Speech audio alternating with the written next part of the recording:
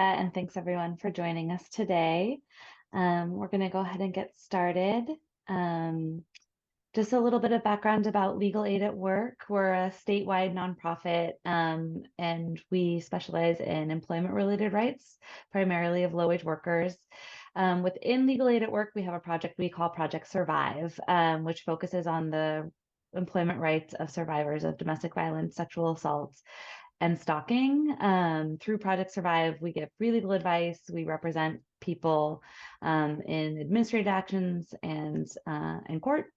And we do policy, advocacy, and community outreach and education. And I'm Harriet Fischer, staff attorney at the California Women's Law Center, where we work to create a more just and equitable society for women and girls. We do this through litigation, policy, advocacy, and education, focusing on gender equity issues in four main areas. That would be economic security, violence against women, women's health, and gender discrimination. So domestic violence disproportionately affects women in all areas of their lives, including, as we will discuss today, their work and livelihoods. So, and that in turn affects health, both physical and mental, emotional. So thank you for your interest today, and we hope the presentation provides some useful tools in advocating for survivors. Thank you. And so you folks are all here, and so I'm sure many of you know this, but there are direct impacts on employment and economic security as a result of domestic and sexual violence. Most survivors are employed while they experience violence, and it has a pretty profound impact on the ability to continue working. People often experience sort of retaliation and other effects of violence at work, but even if it happens outside of work, it can still impact a survivor's needs on the job. And almost every single survivor of domestic violence reports experiencing problems at work because of the violence. So hopefully today we can talk about some tools to help folks during these times and protect their long-term and short-term financial security. And I think Erica mentioned this before, but if you have questions, go ahead and put them in the Q&A, and we will hopefully get to all of them. So when we talk to survivors of violence, their needs are often sort of categorized into these four different buckets. And today we're going to go through the approach of, if this is the need of the survivor, what are the different legal tools and codes we have available? And so we're going to sort of approach it by category of need. Protection from discrimination. You know, people should not be treated worse at work because they have experienced violence. But often people need more than just, you know, a protection from discrimination, right? That doesn't give you an affirmative right to anything. And people need workplace accommodations, job protected time off, and income replacement. So we're going to talk about all four of those categories of rights today. Workplace accommodations usually means a change at work so that someone can continue performing their job. Job protected time off is important because in very few circumstances are people entitled to time off. Like if you're going to miss work, your employer can fire you, and it's often lawful. So it's important to get people into one of these buckets of job protected time off. And of course, people still need to pay their rent and their bills and all of their costs while they are going through these experiences. And so they need access to income replacement. So we're sort of going to approach this through the story of Carolina and go through these four categories of rights. And like I said, we're going to talk about the rights related to the need. And so we'll talk about several different laws that will come into play, and some of them come into play more than once. But we're going to start off with access to leaves of absence. So I'll pass it to Natalia.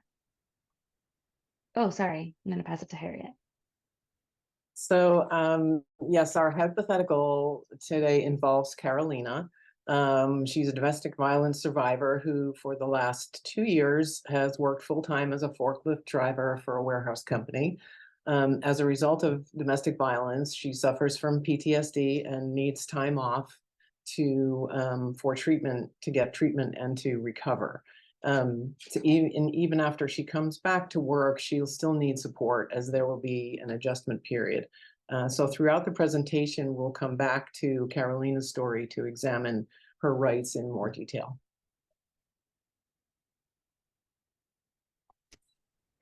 So I'll start off talking about access to leave of absence, and like Julia mentioned, it's related to the need for job protected time off for survivors. And the first law that's relevant here is the California Family Rights Act. So this can provide up to 12 weeks per year of job protected but unpaid time off with continuation of healthcare benefits if the worker is employed for a year or more and has worked 1,250 hours or more in the year before that leave begins, and if the employer has 5 employees or more. And this leave can be taken to care for the worker's own serious health condition, care for the serious health condition of a family member, which could include a child, a parent, parent-in-law, spouse, domestic partner, sibling, grandparent, grandchild, or one designated person that the worker can choose. And the leave can also be used to bond with a new child or attend to a military exigency.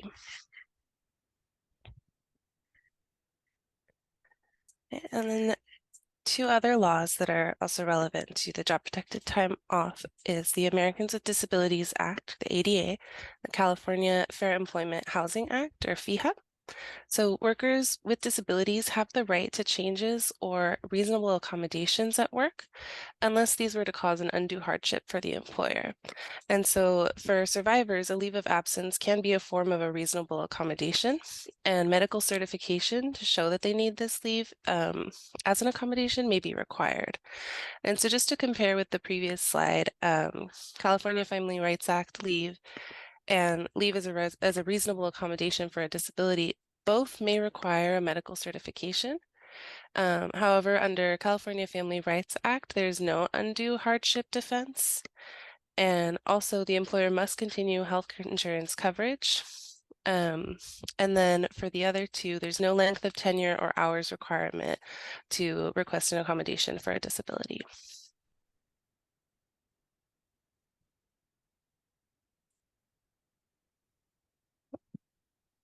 And then also under Labor Code 230 and 230.1, employers must provide leave for survivors of domestic violence, and they can use this leave to go to their court hearings or to receive services if their employer has at least 25 employees.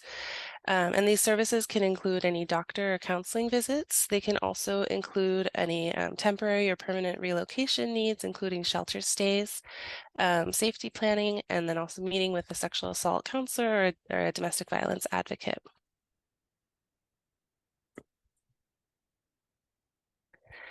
And to take advantage of these laws, reasonable notice should be given before taking time off if that's feasible. And unscheduled time off is still protected as long as the survivor can provide certification within a reasonable period of time to their employer.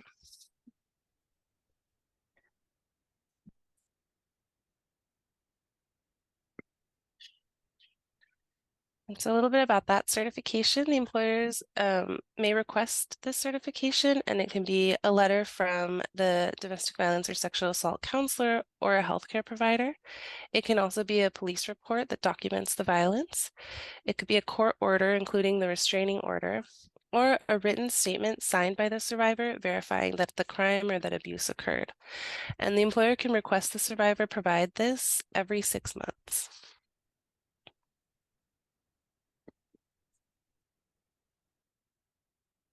So in light of what we know about Carolina and then what Natalia just spoke about, we wonder, can Carolina take job protected time off? And the answer is yes, she can. She is eligible for 12 weeks of job protected time off, unpaid, to care for her own serious health condition under the CFRA. Additionally, she may qualify for a leave of absence under the ADA or the FEHA, and or job protected leave under the California Labor Code, depending on the particular circumstances of her employment. What may she need to provide her employer? She may need to, depending on her situation and the type of leave requested, Carolina may need to provide her employer with certification to verify the circumstances and the need for the leave.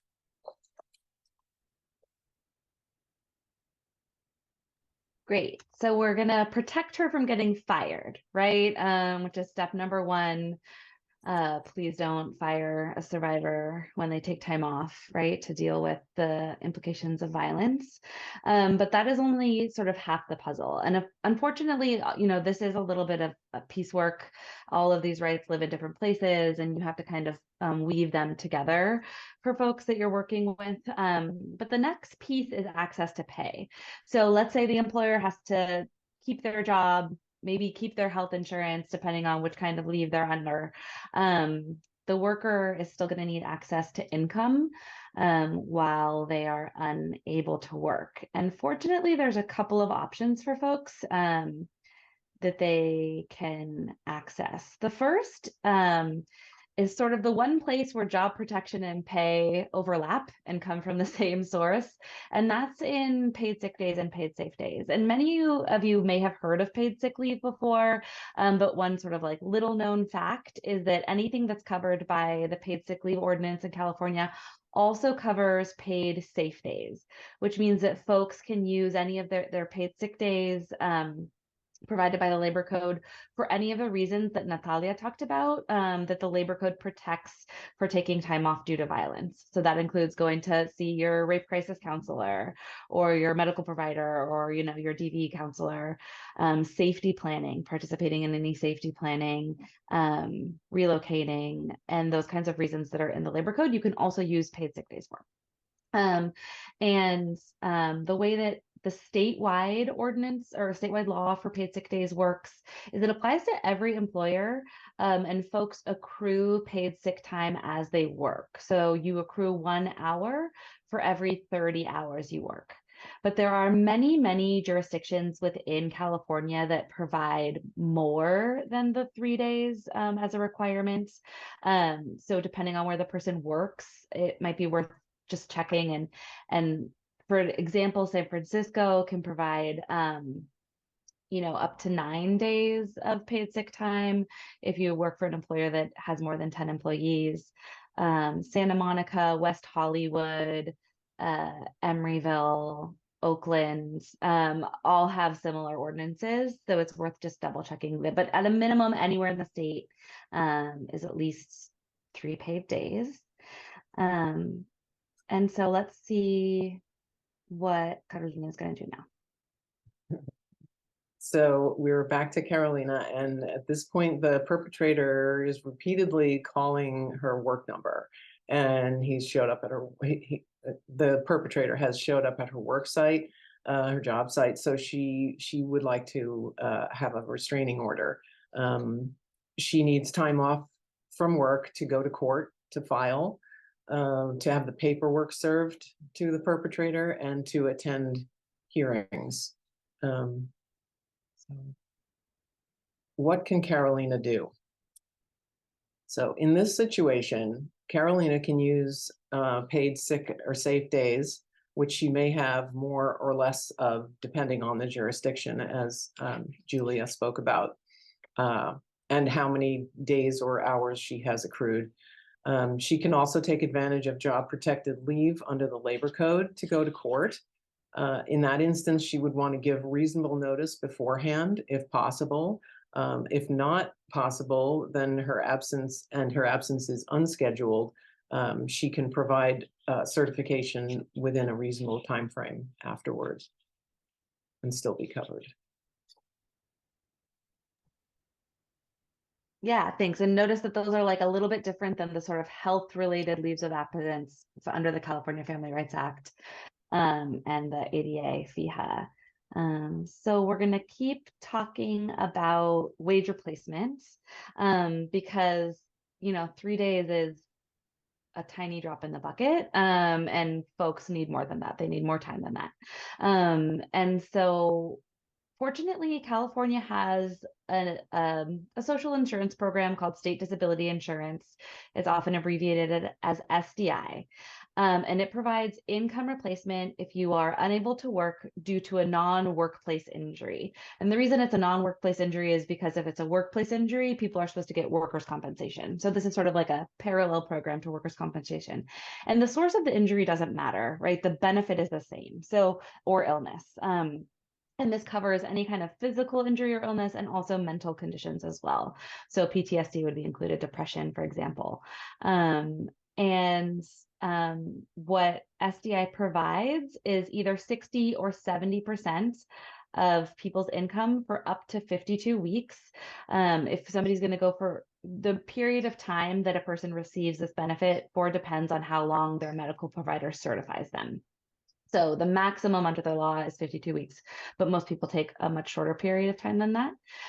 But we're really happy to report that effective January 1st, 2025, the income replacement rate is going to increase to 90% for most low income and middle income workers. And it's going to increase to 90% for anybody who makes up to 70% of the state average weekly wage, which is data that the Employment Development Department collects and changes slightly from year to year. But just as an example, last year it was $57,000 a year.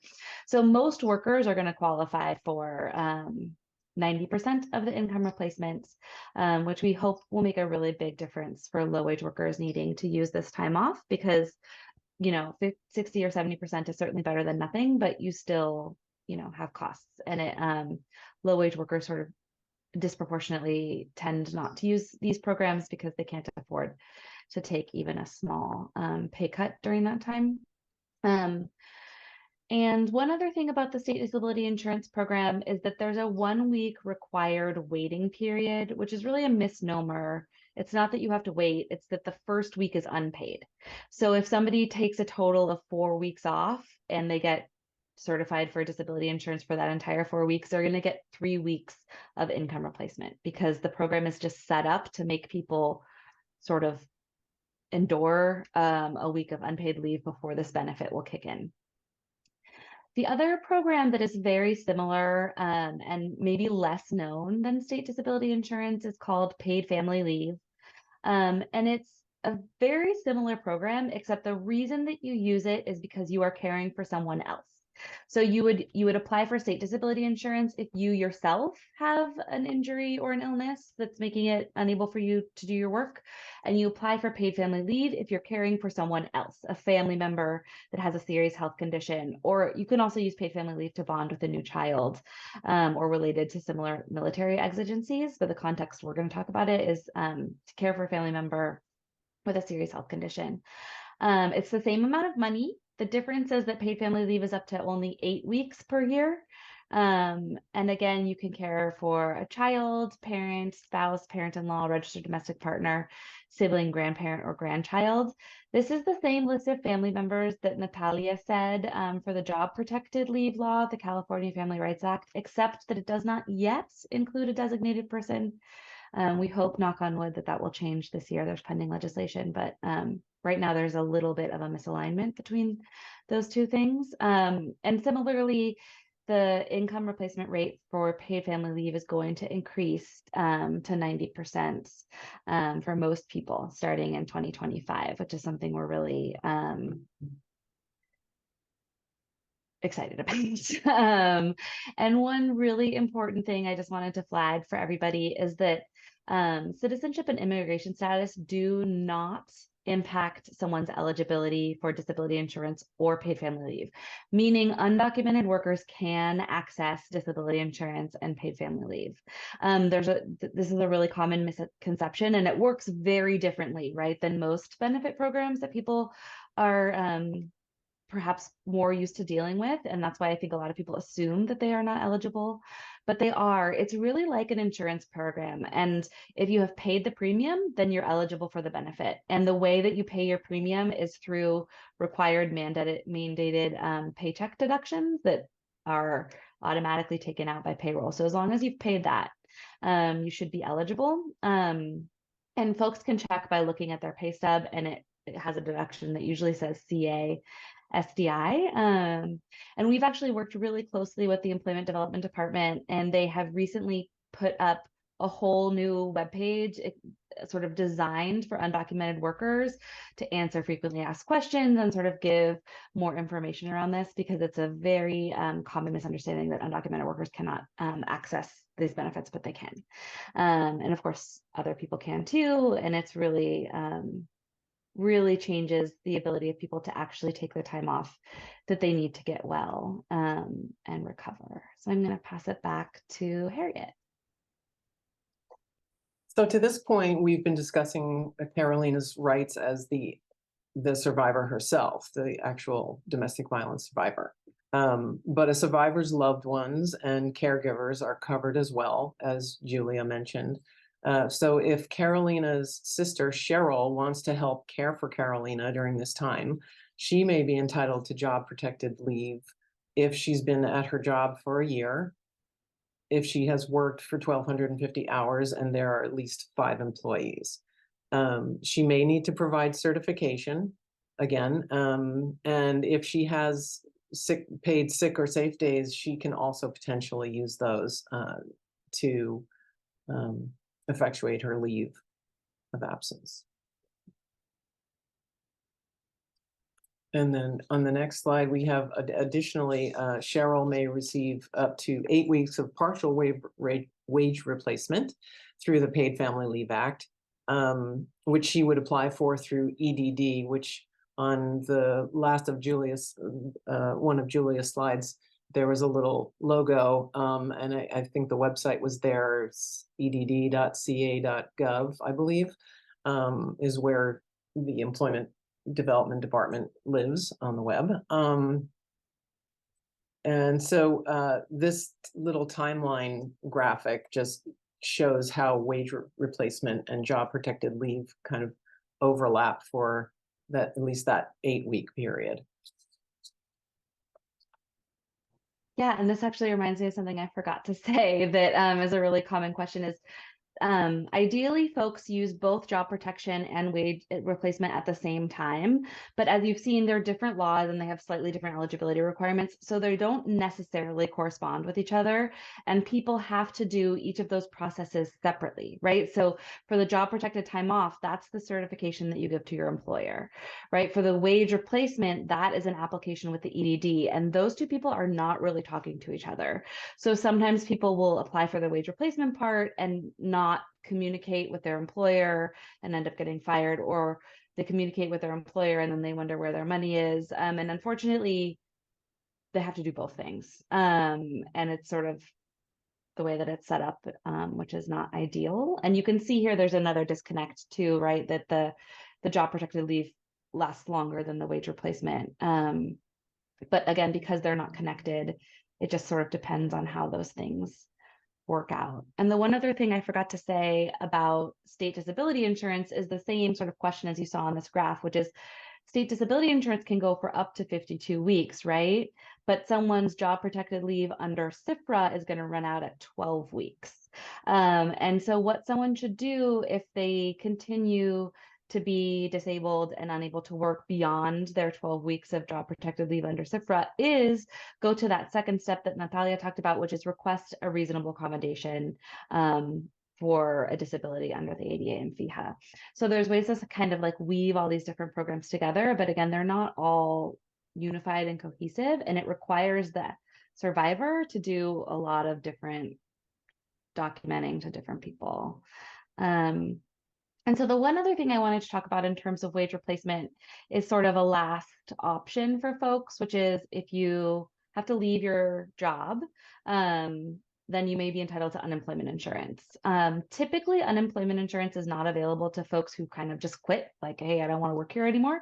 But if you quit for a reason that is defined as good cause, which includes an attempt to make yourself or your children or your family safe, then you can be eligible for unemployment insurance.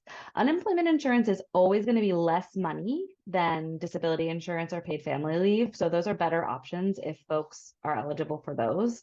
The other difference with unemployment insurance is that satisfactory work authorization is required for unemployment insurance. It is not for the other two programs, but this is the one place that actually does require documented status. This is the only part that we're going to talk about that matters, and it's for this benefit. The reason is because this benefit involves some federal funding. And so to establish good cause, basically a survivor has to try to preserve their job before they quit. And normally what this means is like you ask for a transfer or a leave of absence or something, some kind of safety accommodation, which we'll talk about later, and that either doesn't work or they say no. But the employment development department doesn't want people to like use this as like a first thing, but sort of a last resort. And that's often what they're looking for.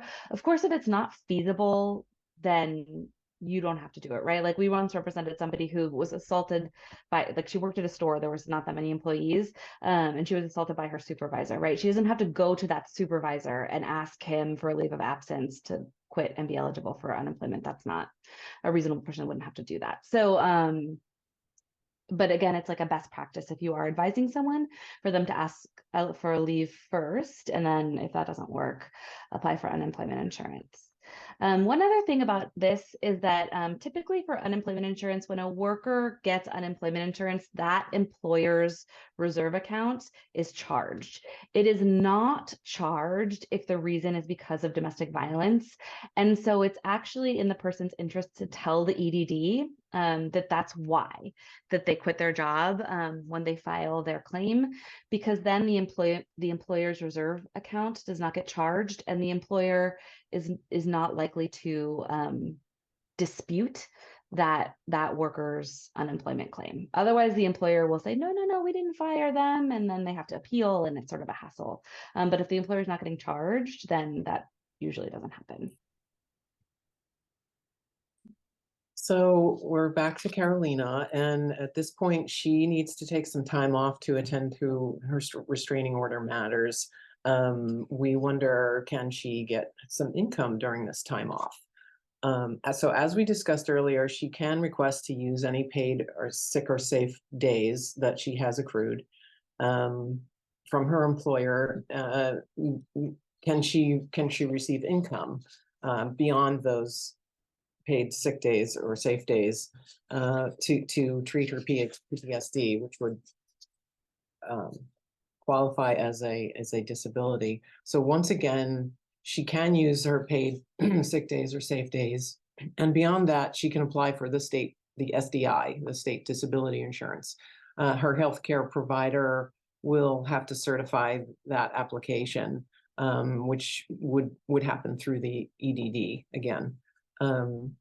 So if Carolina is forced to leave her job because of domestic violence, but is otherwise able to work, can she request unemployment insurance? As Julia explained earlier, yes, she could apply for unemployment insurance through EDD and would have to establish good cause.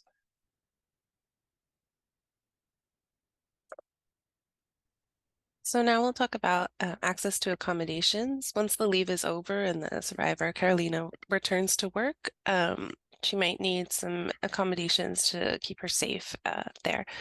And so an employer must grant a survivor's request for reasonable safety-related changes on the job unless doing so would cause an undue hardship. And so what does this mean? Safety-related accommodations are under Labor Code 230. They are individualized, so they are tailored to the needs of the survivor. And the employer should participate in an interactive process with the employee, so an ongoing conversation with them to determine which accommodations would be most effective, and it cannot cause an undue hardship to the business. These are some examples of accommodations that survivors could request. They could request to work from home. They could ask to remove any of their contact information from any of the public-facing materials of their employer. They could ask to relocate their workstation in case there's any threat to their safety regarding the location of their workstation. They could also ask for a modified schedule or be reassigned to a different shift or even to a different location. Other accommodations could include installing safety equipment at the workplace, including locks, surveillance cameras, or other equipment. And another accommodation is the workplace assisting the survivor in documenting any violence that occurs at the workplace or referring them to a victims assistance program.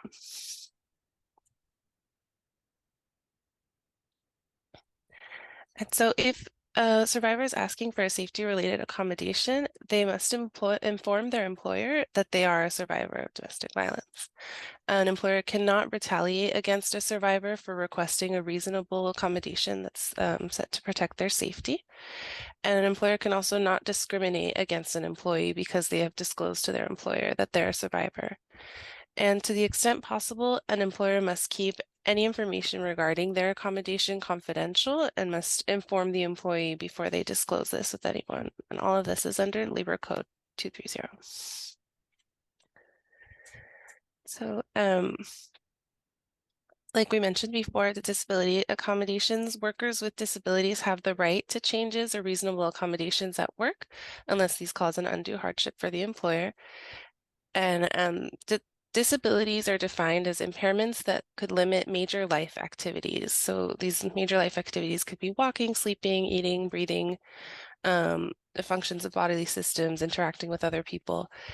And reasonable accommodations that an employee might require, a disabled employee might require to work. Examples of these are a leave of absence, a reduced work schedule, a transfer, structural modifications. And for these disability-related accommodations, medical certification might be required.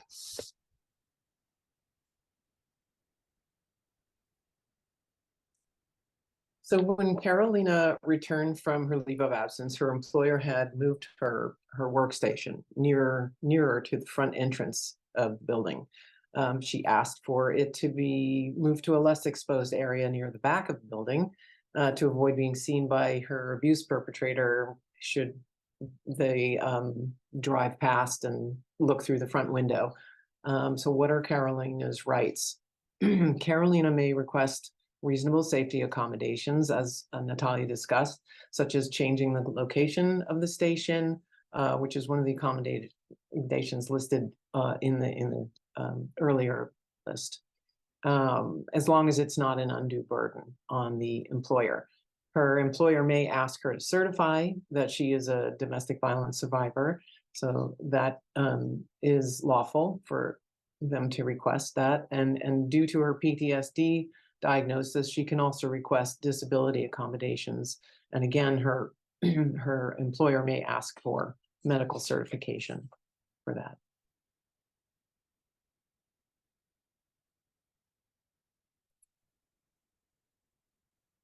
So here we take a look at an example of both leave and compensation. So Carolina needs 12 weeks off to be treated for PTSD. When she returns to her place of work, she will need to change her contact information to prevent her abuser from getting in touch with her at her job. This chart gives a visual of how Carolina could qualify for partial wage replacement through SDI while taking up to 12 weeks of job protected leave under the CFRA, the Labor Code, and or the ADA and the FEHA. Upon her return, the Labor Code gives her the right to reasonable accommodations at work. So again, this chart illustrates how things overlap and presumably are separately applied for. And that's could be where it gets complicated.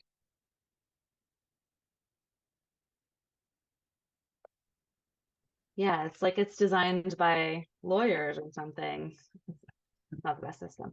Not so user friendly. And the last sort of like bucket that we're going to talk about is protection from discrimination. And this sort of, stems from the other protections that we've talked about in the codes. Disability discrimination is, of course, prohibited by both state and federal law. And that's just discrimination based on the fact that somebody has a disability or is perceived to have a disability or is associated with somebody who has a disability. It also prohibits retaliation for actually requesting an accommodation. So like in the example that Harriet went over, Cheryl, right? Let's say Cheryl takes time off to care for her sister and somehow discloses that her sister has PTSD, right? Which is a disability. And then Cheryl's employer fires her because she's like, oh, you have a sister with PTSD. I have all kinds of prejudices about that. I'm going to fire you, right? Like Cheryl is actually protected from discrimination based on the fact that she is associated with Carolina, who has a disability, even though Cheryl doesn't have one herself, right? She's also protected from retaliation for exercising her right to leave under the California Family Rights Act. And so basically, if somebody is exercising any of these rights, they're not supposed to be retaliated against or discriminated against. There is a specific protection within the labor code that employers should not discriminate against someone based on their known status as a victim of domestic violence, sexual assault, or stalking. Sadly, we had to add this, it was like 9 years ago now, but what was happening was people were exercising their right to leave under the labor code and then getting fired anyway. And actually we had an employer assert a defense saying like, well, we didn't fire her because she took the leave. We're firing her because she's a victim of domestic violence. And therefore we didn't violate this labor code provision, which was of course a perversion of what it actually said. But we did have to add this in there to clarify. The good thing is that when we added this, we also added the safety related accommodations. And one sort of reason that we end up relying on the labor code provisions sometimes as opposed to some of the other provisions is related to this certification issue that folks have been talking about throughout, which is oftentimes employers can require a certification, but the survivor might have access to different kinds of certification. Like a survivor might not actually have access to a medical provider to provide them with a note certifying a health condition, right? In that case, then you would use the labor code provisions where a survivor themselves can self-certify and sign that. And that's also sort of a new piece of the law, or, they can get an advocate to certify them. So that's why there's sort of all these different paths, and some, depending on what barriers people face, they might want to access via different paths. So we're going to talk about Carolina again. So Carolina was successful and got a restraining order against her abuser, and she did give her employer a copy of it to keep at work. She also changed her name to make it harder for her abuser to find her, and she did inform her employer of this. Unfortunately, she continues to suffer from PTSD and was recently diagnosed with a major depressive disorder stemming from the abuse. What are Carolina's rights now? So her employer cannot terminate her or retaliate her or against her or discriminate against her. As Julia mentioned, that is unlawful. And as long as it is not an undue burden on the business, they must accommodate her disabilities and provide her with any of the safety related accommodations that are feasible and that she requests that are, among the reasonable safety accommodations. Yeah, and just the reason that this is sort of in the discrimination section is these are also all examples of actual clients we've had, right? Like, so someone goes through a name change as part of a safety plan, and then they tell their employer, and they're fired. They're not fired because they changed their name. They're fired for the reason that they changed their name, right? It's not like, oh, I don't like the name Anna. Like, you can't be called that, right? Like, it's because the employer now knows the reason that this employee sought to change their name. And so that is discrimination. It's not that common that people say, I am discriminating against you because you're a survivor of domestic violence, right? Or I am discriminating against you because you have a disability. It's usually sort of expressed in these different ways, but that doesn't mean that it's not discriminatory. And just the note about the restraining order, I know that advice around this varies, and it depends a little bit on the situation of the survivor, right? But restraining orders contain a lot of very detailed, very scary information. And the point of a restraining order is to like outline all of these threats. And sometimes it's more information than people want to share with their employer, and they're not required to in order to like be protected by these other laws, right? So sometimes people choose to do that, and that's fine, and that's their right, and they can't be retaliated against because of that. And sometimes they may choose to certify their need or ask for an accommodation in a different way, depending again on like what outcome it is they're seeking. But there might be strategic reasons either to do that or not do that, based on sort of people's comfort level with what they want to disclose and what they don't want to disclose.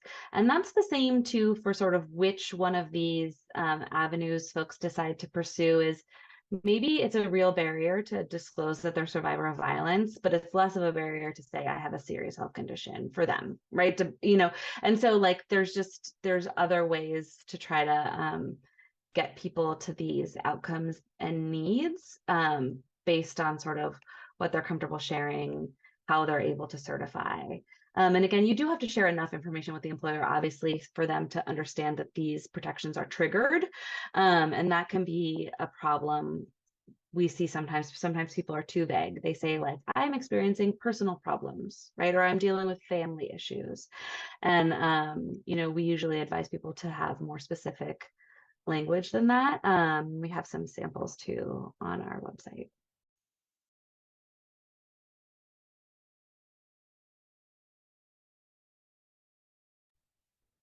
So as a service provider, the role that they have in securing workplace protections for survivors is identifying what are the employment-related needs of the survivor, helping the survivor get certification for their workplace entitlement wherever that is needed, and referring to us to legal aid at work for legal advice or representation, or even just helping answer some questions to navigate all of these different interlocking laws and protections.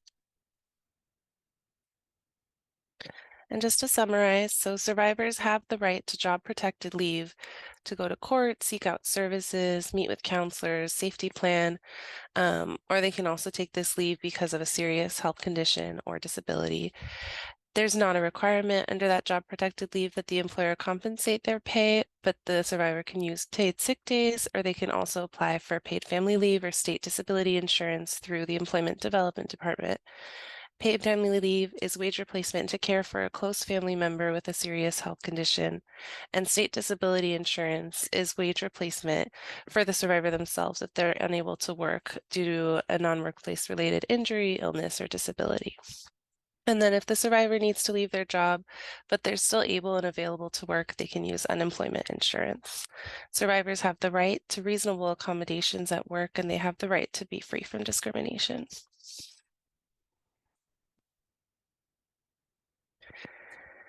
And we have a number of different outreach and education materials that are all available on our website, including an overview of the different employment rights that survivors have and frequently asked questions. We also have sample request letters for employers, so requests for reasonable safety-related accommodations or a sample request letter for time off. And then we also have a sample healthcare provider or victim advocate certifications that survivors can use as well. This is what some of our materials look like. basically for, on the one side, you see domestic violence, sexual assault in my job for the survivor. And then on the other side, you can see the different protections for the survivor's caregiver.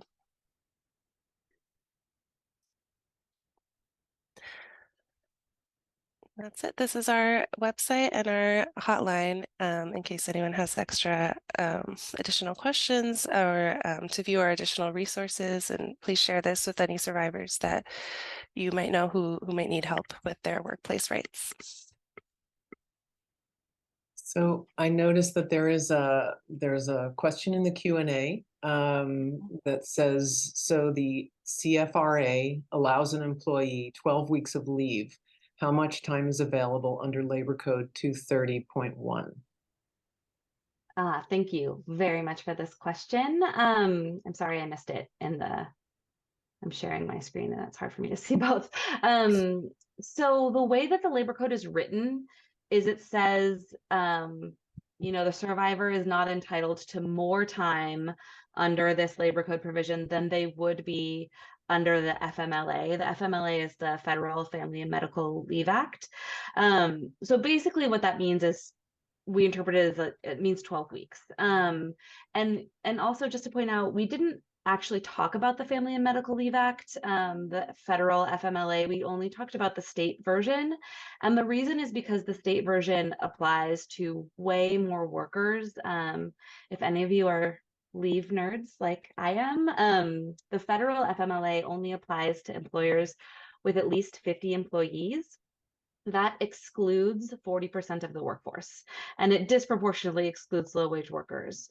And California's version of the law, which is very similar in many respects, but more protective, applies to employers with 5 or more employees. So that is a significant more number, like a much bigger number of people are going to be eligible for leave under the state law than they would be under the federal law, which is why we don't really talk about the federal law. But if you happen to be assisting a federal employee or something, then that would be the FMLA. But way more people are eligible for time off under CFRA. And that change in the employer threshold is relatively recent. It was only a couple of years ago. It was during the pandemic, and I can't remember exactly how many years ago it was. So a lot of people who are sort of like newly eligible for leave under that provision probably do not know that they are. And many employers are covered by it, and they may not yet know that they are covered by the California Family Rights Act now and have to give that time off. And the other thing about these leaves is that they're not cumulative. It's like you can't take your California Family Rights Act time and then take your labor code time and then take this other kind of time. It's either, it's sort of like you start taking the time and everything that you qualify for will start running. And if you run out of that time, that's the time when you want to ask for leave as a reasonable accommodation for a disability, because there's not a specific time limit in there. It's just the undue hardship defense. Thank you, Julia. The next question that came in says, if you are taking a safe day under California paid sick or safe days, do you have to give your employer the reason why if they ask?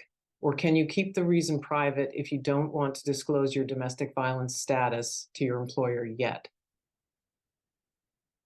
Yeah, so you have to take leave for a covered reason. In other words, you shouldn't lie to your employer, but you don't have to turn in any kind of documentation or anything like that when you use paid sick leave or paid safe leave, which is nice.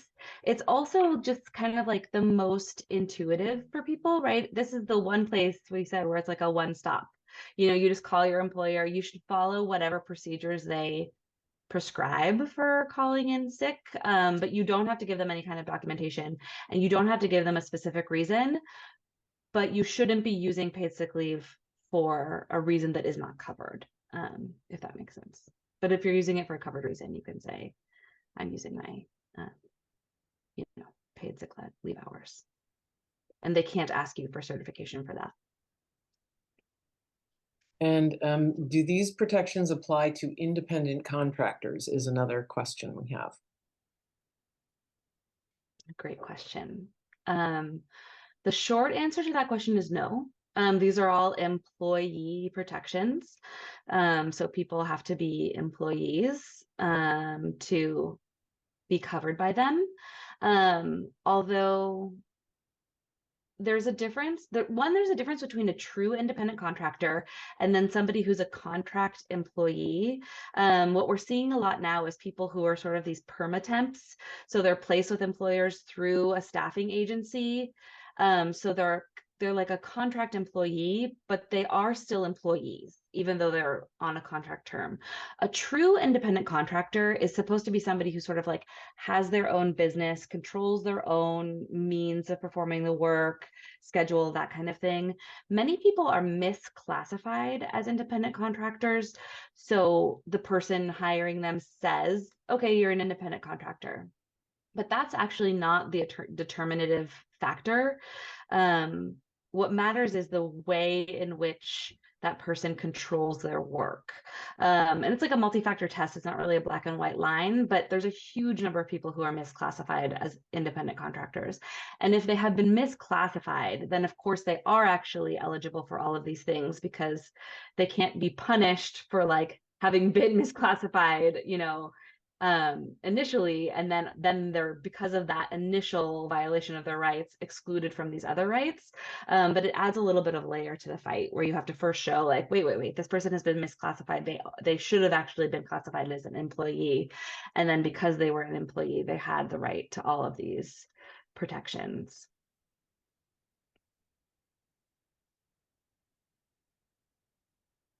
Thank you. We don't have any, if anybody has any other questions, feel free to put them into the Q&A or the chat, but I don't see anything for now. The other thing we just sort of hope as a takeaway is like, we talked about these buckets of protections and these various paths to get there, is just like, folks are usually eligible for these things, right? Time off and accommodations in some form or another. And it's sort of a matter of finding the right path there. And the other trap that I see people fall into a lot is like this: they use up 12 weeks of job protected leave and they think that's the end. But it's not the end, right? Like you can ask for more time as a reasonable accommodation for disability. You can even ask for more time as a safety accommodation under the labor code, right? It's just that both of those things are then subject to an employer raising an undue hardship defense. But oftentimes we see people get a letter like at the end of their 12 weeks, like, hey, you used up your 12 weeks, you're fired. And that shouldn't happen. And then the other trap is like this distinction between the income replacement and the job protection, and the fact that people have to do both of those tracks is really confusing and often messes them up. So it's good to be clear about that.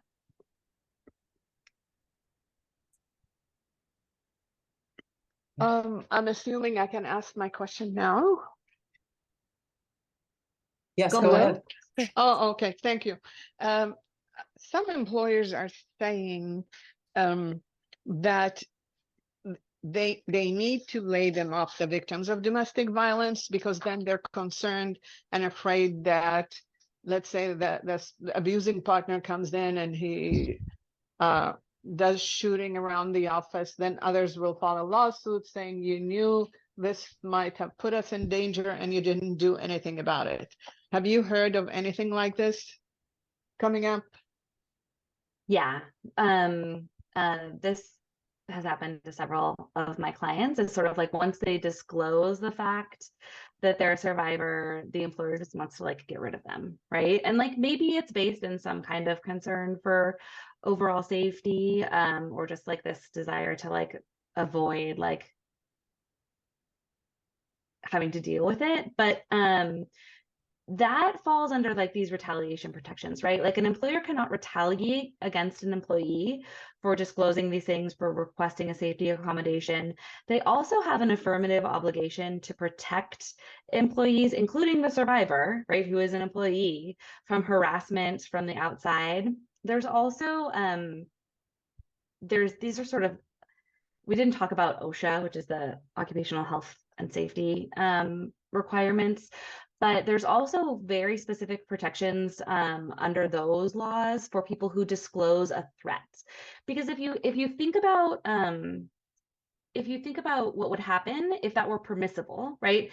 If I can be fired for disclosing that there's a danger at my workplace, obviously I'm not going to do it. And that increases the danger because it limits any opportunity to address it, right? And it's the same thing if for a survivor, if they disclose like, hey, there's been this threat and you deal with that by firing me, then you are making everyone less safe because you are disincentivizing disclosure of a potential threat, right? Whereas like as policy reasons, we want to incentivize disclosures of potential threats so that people can make a plan, right? And there are other options too, like in a short term, like, okay, well, we need to figure out what to do, right? Like, okay, so like have a paid leave then, like while you figure out what to do, or like explore opportunities to transfer to a different location or that kind of thing. But I have seen that happen, and that's you don't get to address one person's safety concerns because that survivor is not the one causing the threat to other people's safety. They have just disclosed a threat, right? But the survivor themselves is not threatening anyone else. So you don't get to punish that person for doing that, if that makes sense.